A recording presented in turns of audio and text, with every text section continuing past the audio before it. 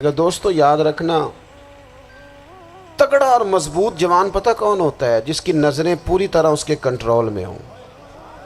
یہ علامت جوانی ہے۔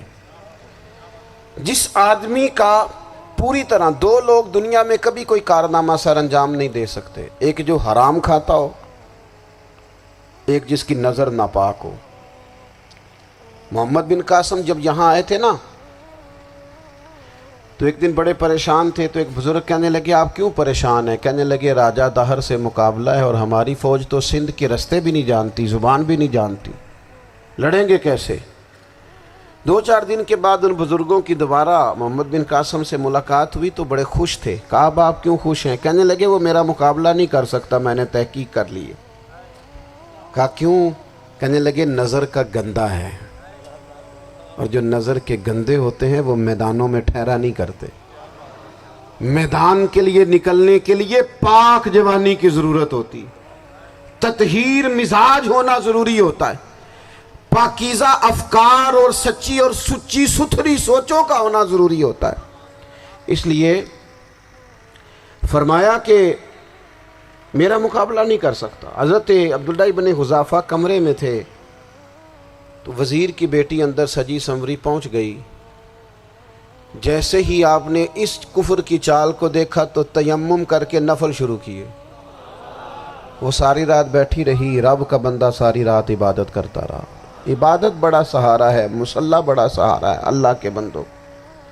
صبح دروازہ کھولا، وزیر نے اپنی بچی سے پوچھنا چاہتا تھا رزلٹ کیا نکلا، تو وہ کہنے لگی پیچھے ہٹ جا، اب تیرا میرا تعلق کوئی نہیں، میں نے نبی پاک کا کلمہ پڑھ لیا۔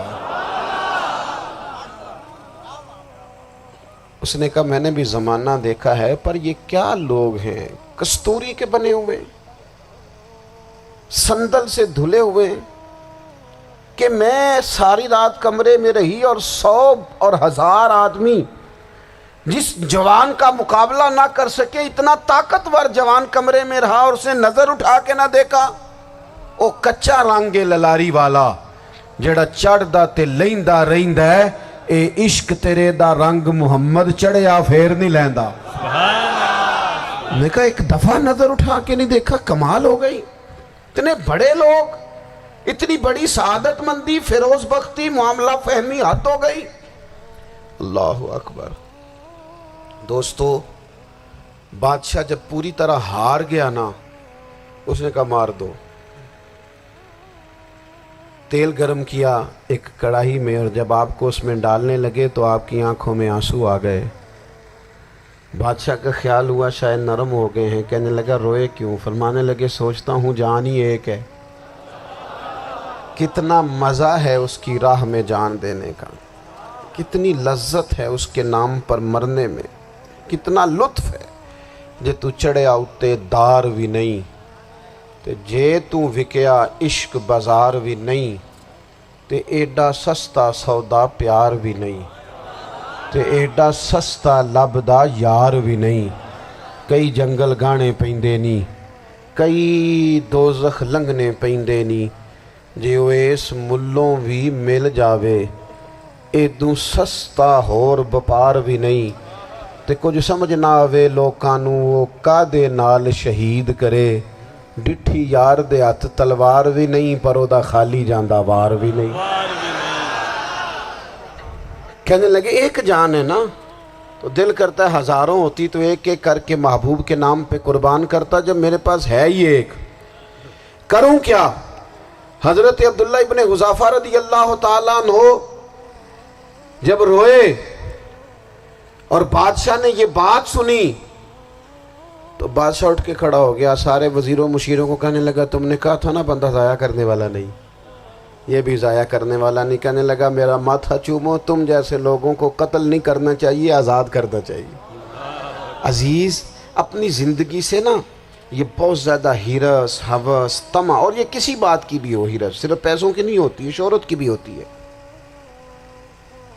یہ بیماری انسان کو اقتدار کی بھی ہوتی ہے، تعریف کی بھی بیماری ہوتی ہے، یہ سارے نقص ہوتے ہیں لوگوں کو، اور معاذ اللہ بعض جبوں کبوں کے اندر بھی ہوتے ہیں، وہاں بھی پنپتے ہیں۔ اپنی زندگی جب تک اس سادگی میں نہیں لاؤ گے جو رسول پاک نے عطا فرمائی ہے، جب لوگ آسانیوں میں پوری طرح الجھ گئے تو پھر وہ دور ہوئے اور کفر چڑھ گیا۔ دوسری بات، اللہ کے محبوب صلی اللہ تعالی علیہ وسلم کی محبت ہم سے تقاضا کرتی ہے کہ ہم اس مشن کے لیے کام کریں جس مشن کے لیے رسول پاک نے کام فرمایا ہے۔ ہم سارے کام بڑے مضبوطی سے، سوچ سمجھ کے، تدبر سے، حکمت سے، تقاضوں کو مد نظر رکھتے ہوئے کرتے ہیں سارے کام۔ دین کے کام میں ہمارا مزاج نہیں ہوتا، او ہو جائے گا جی، آپ بسم اللہ پڑھیں جی، شروع کریں جی۔ آپ تقاضوں کو سمجھیں، چیزوں کو دبائیں نہیں، چیزوں پر غور کریں۔ کسی کے ذہن کی سطح پر سوال ابھرتا ہے، اس کا تسلی بخش جواب دیں۔ اپنی زندگی میں دین کے کام کے لیے اپنے آپ کو وقف کریں، اور دین کے کام کے بہت سارے پہلو ہیں۔ ہزاروں لوگوں کو قرآن پاک ٹھیک پڑھنا نہیں آتا، ہزارہا لوگ ہیں جو قرآن مجید کے مطالب سے آگاہ نہیں ہیں، دین کی بنیادی ضروریات سے لوگ نابلد ہیں۔ میں آپ کو کس طرح یہ بات سمجھاؤں کہ ہزاروں کی تعداد میں طلاقیں اس لیے ہوتی ہیں کہ مردوں کو طلاق کے مسئلے نہیں آتے، انہیں پتہ نہیں ہے کہ مجھے حقوق زوجین کے معاملے میں کیسے چلنا۔ ڈھیر سارے گھروں میں تباہی اس لیے ہے کہ تربیت اولاد کا دینی منہج ہمیں نہیں پتا۔ اپنا حصہ ملائیں دین کے کام میں۔ ایک آدمی کو اگر تو نمازی کرنے میں کامیاب ہو گیا، تیری زندگی بدل گئی۔ وہ دین بیزار لوگ جو ہمارے بیچ بیٹھ کے ہماری نوجوان نسل کو پگڑی اور داڑھی کا نام لے کے بنیادی طور پر دین سے دور کرتے، ایسے نوجوانوں کو دین کا پیغام محبت دے کر دین کے قریب کرنا ہماری ڈیوٹیوں کا حصہ ہے۔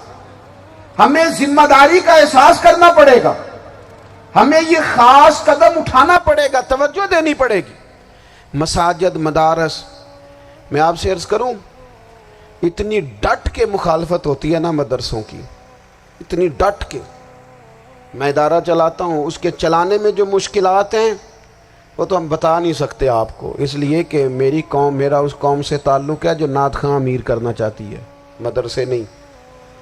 ہاں، نقیب خطیب پیدا کرنا چاہتی ہے، شعر و شاعری کی زندگی کو پروان چڑھانا چاہتی ہے۔ فقط ہمارا ان لوگوں سے تعلق ہے جو لاکھوں کروڑوں روپیہ محافل پہ لگائیں گے، اور قاری صاحب بیچارے اگر مسجد کا کوئی ہونے والا کام کسی وقت بتا دیں گے تو وہ بڑی مشکل آ جائے گی ان کے لیے۔ یہ کیسے ہو سکتا ہے، آپ نے یہ ڈیوٹی بتا دی۔ مدارس، اور جتنا اہم رول دین کو پھیلانے میں مدارس اسلامیہ کا ہے، اتنی زبردست، لوگوں کا خیال ہوتا ہے میری طرح کے لوگ شاید کام کرتے ہیں، ڈیوٹی کرتے ہیں۔ یہ 10-15 لوگ آپ کو نظر آتے ہیں جو آپ کو کہیں میڈیا پر یا ادھر ادھر ڈیوٹی کرتے، مخلص لوگ اپنی جگہ پہ، وہ بھی بڑا ہی کام کر رہے ہیں، جو میڈیا پہ آ کے بھی اخلاص سے اور درد دل سے کو دین کی، ان کی بھی کسی بات کی حوصلہ شکنی نہیں۔ لیکن ہزارہا اساتذہ جو مدارس میں بیٹھ کے پڑھاتے ہیں، جنہوں نے وہ سارے لوگ تیار، آپ سمجھ نہیں سکتے کتنا بڑا کام۔